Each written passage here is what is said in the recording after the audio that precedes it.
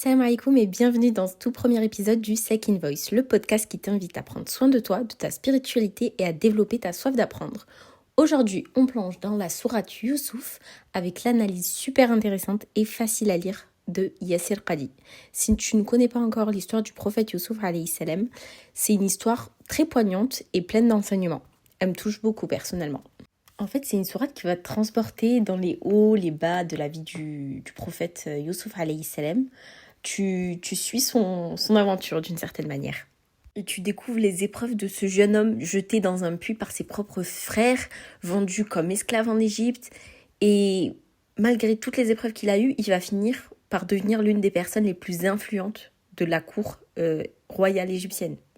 Chaque épreuve qu'il traverse, c'est une leçon de foi, de persévérance, de patience. Donc, à travers la sourate Youssouf, on découvre comment même au fond du trou, littéralement, il a maintenu sa confiance en Allah et comment ça l'a aidé à surmonter les moments les plus sombres de sa vie. Quand on étudie une sourate, c'est important aussi de regarder les causes de la révélation. Pourquoi est-ce qu'elle a été révélée? À quel moment elle a été révélée? Et cette sourate, elle a été révélée au prophète Mohammed sallallahu alayhi wa sallam dans une période très très difficile de sa vie qui est appelée l'année de la tristesse. Cette année, en fait, elle est marquée par 3 événements, 3 épreuves que le prophète sallallahu alayhi wa sallam il a vécues. Donc déjà, c'est le décès. Donc les 2 événements tristes qu'il a eu, c'était les décès des personnes qu'il aimait le plus. C'était son épouse Khadija radiallahu anha et son oncle qui le protégeait des attaques des Quraysh, Abu Talib. Il subissait beaucoup de harcèlement de la part des Quraysh. Donc comme il était sans protection à la Mecque, il s'est dit qu'il allait aller à Taïf, un lieu un peu plus loin pour prêcher l'islam, pour prêcher la vérité, la parole divine. Et c'est là du coup où a eu le 3e événement qui marque cette année de la tristesse. Le prophète sallallahu alayhi wa sallam, il a été agressé par les habitants. Ils lui ont jeté des pierres alors qu'il venait de faire un long voyage. Il était très fatigué. Il s'est abrité plus loin dans une sorte de jardin pour implorer Allah. Donc imagine ce que ça signifie pour le prophète Mohammed sallallahu alayhi wa sallam de recevoir cette histoire de Youssouf alayhi salam, une histoire où le prophète Youssouf alayhi salam triomphe après toutes les tragédies qu'il a vécues. Comme si Allah, en fait, lui disait « Regarde ce qui arrivait à Youssouf alayhi salam. Il a traversé des épreuves horribles aussi, mais il s'en est sorti. Et toi aussi, tu t'en sortiras, Inch'Allah. » Donc avec le livre de Yassir Qadi, on va pas juste nous raconter une histoire. On va analyser chaque verset, c'est le concept du coup du tafsir.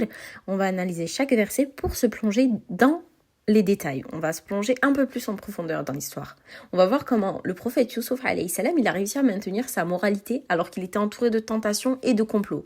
Je pense par exemple à la femme du gouverneur égyptien, folle amoureuse de Youssouf alayhi salam. Elle essayait de le séduire plusieurs fois, mais il a refusé malgré le pouvoir qu'elle a sur lui. Il faut rappeler qu'il avait été vendu en tant qu'esclave et elle était la maîtresse de la maison. Donc le prophète Youssouf alayhi salam, c'est un exemple de chasteté, de dévotion à son créateur, même dans les situations les plus difficiles. En lisant ce livre, on découvre aussi des aspects moins connus de l'histoire, comme la relation complexe entre Youssouf alayhi salam et ses frères, la manière dont la jalousie, qui est une maladie du cœur, elle peut empoisonner les relations familiales, et comment la réconciliation et le pardon, ils sont possibles même quand il y a eu des trahisons très très douloureuses. Et ça, c'est quelque chose dont on peut tous tirer profit dans notre vie quotidienne. Et c'est à ça que servent les histoires dans le Coran. C'est pas juste pour qu'on connaisse par cœur les histoires des prophètes.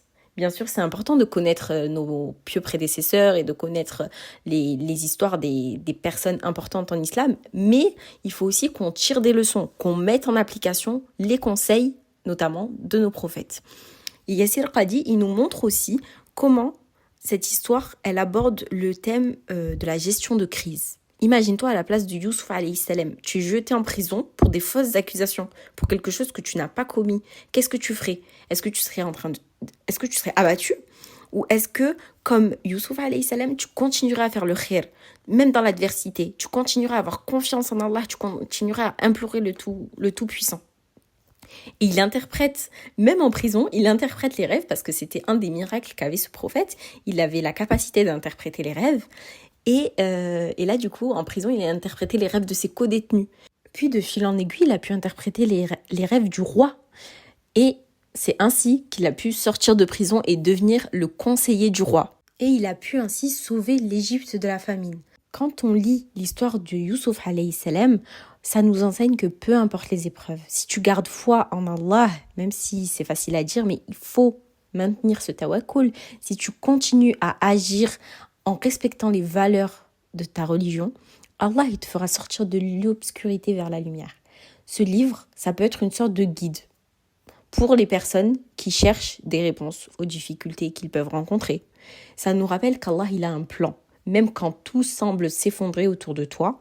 C'est un rappel puissant que les difficultés d'aujourd'hui, ça peut se transformer en bénédiction, en rahma demain. En réalité, la sourate, elle a été révélée au prophète Mohammed sallallahu alayhi wa sallam pour le réconforter, mais pas que.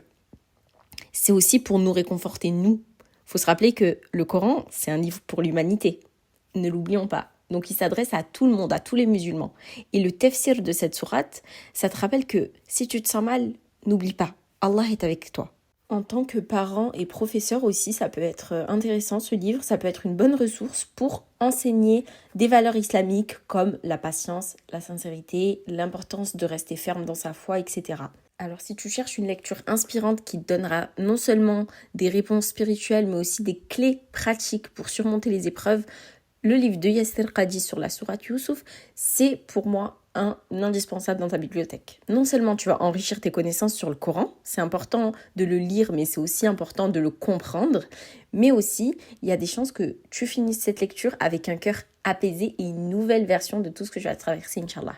C'est une lecture qui est captivante, qui te permet de réfléchir et qui va te pousser à devenir une meilleure personne. Donc pour découvrir l'histoire du prophète Youssouf alayhi salam, qui est bien plus qu'un simple récit, qui est vraiment une leçon de vie, une lumière que tu pourras utiliser dans les moments un peu plus sombres, je te conseille vivement ce livre. Et rappelle-toi que peu importe les épreuves, la justice d'Allah triomphe toujours. Voilà, c'est tout pour cet épisode. J'espère que ce petit voyage à travers la sourate Youssouf t'a donné envie de découvrir le livre de Yasser Qadi. Si c'est le cas, le livre est disponible sur le site librairiesakine.fr. Le lien est dans la description. Si cet épisode t'a plu, tu peux me soutenir en laissant 5 étoiles sur Apple Podcast et en partageant cet épisode autour de toi. À très bientôt pour un nouvel épisode, Inch'Allah. Assalamu alaikum.